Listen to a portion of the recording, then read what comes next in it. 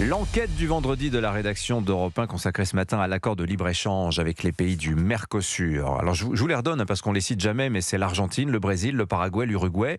Les ambassadeurs de chaque État membre de l'Union européenne vont dévoiler ce matin la position de leur gouvernement à Bruxelles. Aujourd'hui, la France a annoncé qu'elle allait voter contre. Bonjour Jacques Serret. Bonjour Dimitri, bonjour à tous. Alors évidemment, les agriculteurs français, eux, restent mobilisés contre cet accord qu'ils dénoncent. Pourquoi ?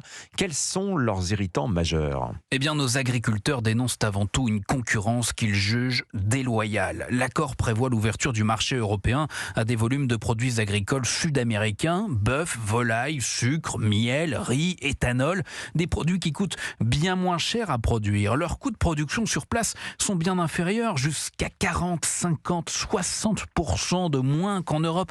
Parce qu'aussi les normes n'ont rien à voir. Il n'y a pas toutes les interdictions de pesticides et d'antibiotiques que l'on a dans l'Union européenne. Pareil pour la traçabilité qui est bien moins rigoureuse. Alors les volumes sont censés rester limités. 99 000 tonnes de viande bovine au maximum, soit environ 1,5% de la consommation européenne.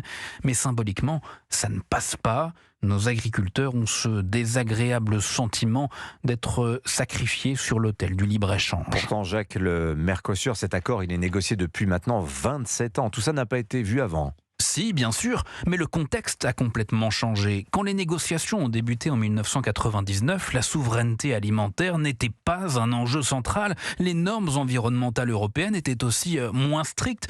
Or, on demande toujours plus d'efforts aux agriculteurs européens, tout en ouvrant le marché à des pays qui ne respectent pas les mêmes règles.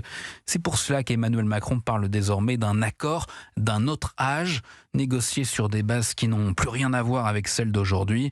Et pour le président, cet accord n'apportera rien ou si peu à la croissance européenne d'ici quelques années. Alors Emmanuel Macron a annoncé hier, Jacques, que la France voterait contre l'accord. Est-ce que cela va changer quelque chose ? Absolument pas.